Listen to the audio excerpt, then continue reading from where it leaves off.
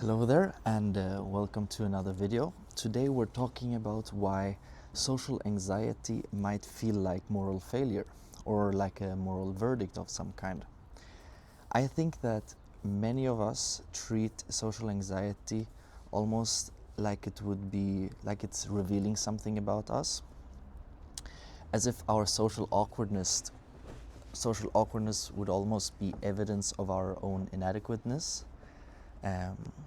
And I think that's not just problematic, but it might also fundamentally be untrue. And the issue isn't necessarily the anxiety itself, but the meaning that we derive from it, which might be false. The meaning that we attach to it might be pretty misguided and have some detrimental effects on us. Because once we start kind of using this moral verdict, it's pretty hard to undo because it becomes self-fulfilling and it's also self-imposed. And so you would have to acquit yourself of basically your own judgment. And I think that's a much harder thing to do. So where did I get this topic from? I got it from this book, Note from Underground by Fyodor Dostoevsky. It's the first book of his that I read, and I didn't enjoy it that much, but I did get plenty of ideas from it. So it's a pretty good book still. And the character in the book is basically, let's call him the underground man. He's pretty socially, not awkward, but he's nervous around people, kind of. And he is convinced that every awkward moment reveals something shameful about who he is. He doesn't interpret the social difficulty as something normal or common. He interprets it as evidence of him being unworthy. And I think many of us can still relate to that. That we feel like it disqualifies us a bit. That if we were to be adequate, then we would automatically be confident. And so the fact that we are not means that we are inadequate. So one of the things that this character does is that he turns his discomfort into guilt, basically. Most people feel embarrassed and move on, but not this guy. This guy, he keeps replaying the memories over and over again until in his mind they become proof of his character flaws. So he uses these examples of the past to prove to himself that he is flawed as a character. He assumes that social ease that he sees some people have is a virtue, and his own social clumsiness is basically a moral defect. Now this is problematic because then every social interaction comes with a verdict. It says something about who he is, and if it doesn't go good, it means that he's not good himself. And so this hyper-awareness, where he's overanalyzing himself and the situations, is kind of his downfall. I think many people can relate to that a bit. You go over scenarios too many times in your head. And his hyper-awareness of himself, it almost becomes like he's surveilling himself. He's watching himself constantly. He's watching how he speaks. He's watching how he stands. He's watching how other people are perceiving him. And what I think that this does is that this makes it so that he's no longer really participating in his own life. He's performing. He cannot be genuine because he's so occupied with how he's standing and how he's talking, etc. So I think if you're monitoring yourself way too much, you end up just performing and not being genuine and not participating in your actual life, you know? Now, why do we make these conclusions? Why do we derive this from our awkwardness and things like that? I don't know. I think that social anxiety often feels moral simply because of the way we frame it in our mind. The underground man, the character, he thinks I failed to be the kind of person I should be, and if I would have been the person I should be, then I wouldn't have all these issues. And so basically it's this mentality of should that is doing all the damage.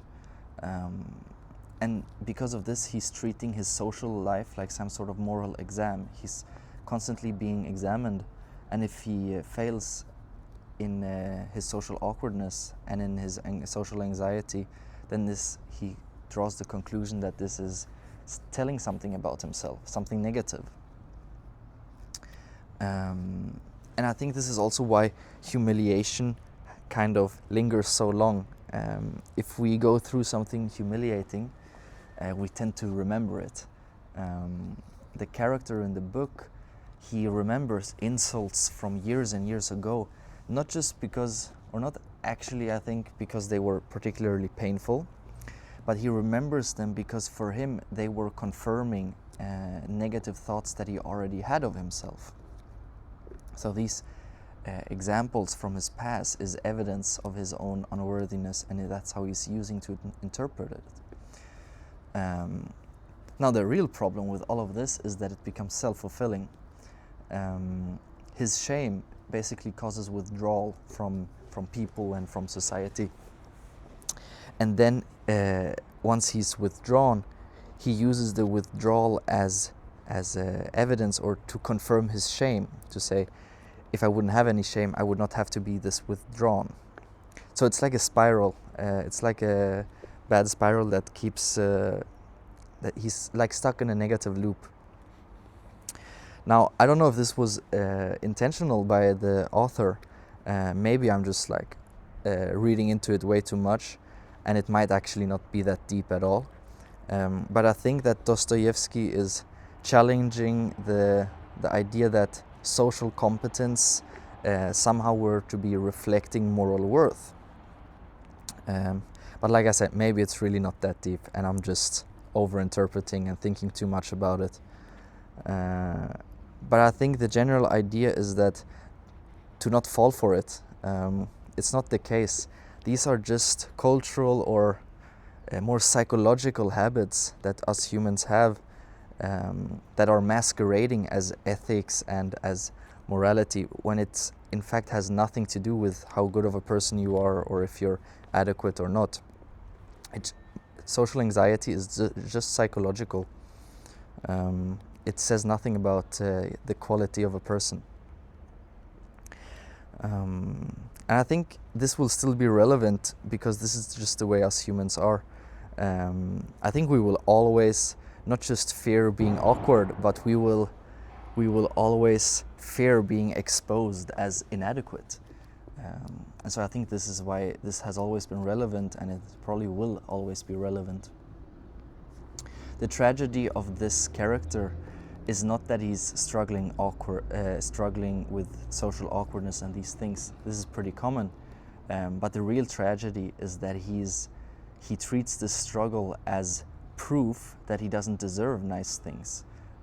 He believes that his social struggle proves something negative about himself, which doesn't have to be the case, and this is his downfall. I think you could summarize this whole video or this whole idea that I'm trying to convey in that it's basically us humans, and in general, we have a problem in assuming that social anxiety says more about us than it actually does. In reality, it's not actually that deep. And the lesson is to don't let that be the case. Social anxiety is psychological, and we shouldn't confuse it with having any insights into the type of person you are, your morality, or your virtues. So that's the general idea, and that's all I have to say. If you like the video, you can like. Put your thoughts in the comments. I read all of them and I try to answer back. And that's it for me. Thank you so much for watching, and I'll see you next time. Bye.